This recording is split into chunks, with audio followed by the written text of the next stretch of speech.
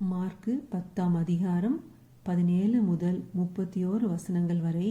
பின்பு இயேசு புறப்பட்டு வழியிலே போகையில் ஒருவன் ஓடி வந்து அவருக்கு முன்பாக முழங்கால் படியிட்டு, நல்ல போதகரே, நித்திய ஜீவனை சுதந்திரித்துக் கொள்ளும்படி நான் என்ன செய்ய வேண்டும் என்று கேட்டான். அதற்கு இயேசு, நீ என்னை நல்லவன் என்று சொல்வானேன்? தேவன் ஒருவர் தவிர நல்லவன் ஒருவனுமில்லையே.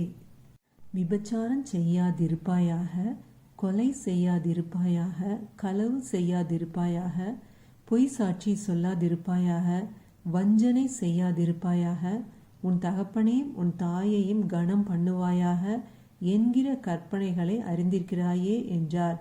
அதற்கு அவன், போதகரே, இவைகளையெல்லாம் என் சிறு வயது முதல் கை கொண்டிருக்கிறேன் என்றான். இயேசு அவனை பார்த்து அவனிடத்தில் அன்பு கூர்ந்து, உன்னிடத்தில் ஒரு குறைவு உண்டு. நீ போய் உனக்கு உண்டானவைகளையெல்லாம் விற்று தரித்திரருக்கு கொடு, அப்பொழுது பரலோகத்திலே உனக்கு பொக்கிஷம் உண்டாயிருக்கும். பின்பு சிலுவையை எடுத்துக்கொண்டு என்னை பின்பற்றி வா என்றார். அவன் மிகுந்த ஆஸ்தி உள்ளவனாயிருந்தபடியால் இந்த வார்த்தையை கேட்டு மனம் அடிந்து துக்கத்தோடே போய்விட்டான். அப்பொழுது இயேசு சுற்றி பார்த்து தம்முடைய சீஷரை நோக்கி, ஐஸ்வர்யமுள்ளவர்கள் தேவனுடைய ராஜ்யத்தில் பிரவேசிப்பது எவ்வளவு அரிதாயிருக்கிறது என்றார். சீஷர்கள் அவருடைய வார்த்தைகளை குறித்து ஆச்சரியப்பட்டார்கள்.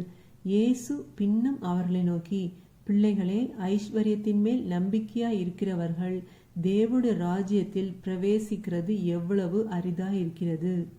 ஐஸ்வர்யவான் தேவனுடைய ராஜ்யத்தில் பிரவேசிப்பதை பார்க்கிலும் ஒட்டகமானது ஊசியின் காதிலே நுழைவது எளிதாயிருக்கும் என்றார். ஆமேன். ஹல்லேலூயா.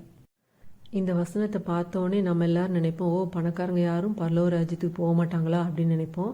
24ஆம் வசனத்துல ஆண்டவர் தெளிவா சொல்றாரு, ஐஸ்வர்யத்தின் மேல் நம்பிக்கையா இருக்கிறவர்கள் தேவனுடைய ராஜ்யத்தில் பிரவேசிக்கிறது எவ்வளவு அரிதா இருக்கிறது. அதாவது பணத்தின் மேல தன் முழு நம்பிக்கையை வச்சிருக்கிறவங்க ஆண்டவர் ராஜ்யத்துக்குள்ள பிரவேசிக்க மாட்டாங்க. ஸோ அப்படி பார்த்தா ஆபிரகாம், ஈசாக்கு, யாக்கோபு எல்லாரும் பைபிளில் பெரிய பணக்காரங்களாம் சொல்லப்பட்டிருக்கு. அவங்க எல்லாரும் ஆண்டவருடைய பிள்ளைகள் அப்படின்னு சொல்லி அழைக்கப்பட்டாங்க. ஆண்டவரே, நான் ஆபிரகாம், ஈசாக்கு, யாக்கோபின் தேவன் அப்படின்னு சொல்லி அவங்கள முன்னால் வச்சு தான் தன்னையே இன்ட்ரோடியூஸ் பண்ணுறாரு. ஸோ ஆண்டவர் மேல் நம்பிக்கை வைக்காமல் பணத்தின் மேல் நம்பிக்கை வைக்கிறார்கள் பரலோக ராஜ்யத்துக்குள் பிரவேசிக்க மாட்டாங்க. ஆண்டவரை நம்புவோம், அவர் மேலே நம் நம்பிக்கையை வைப்போம். நிச்சயமாகவே ஆண்டவர் நம்மளை ஆசீர்வதிப்பார், உயர்த்துவார். ஆமேன். ஹல்லேலூயா.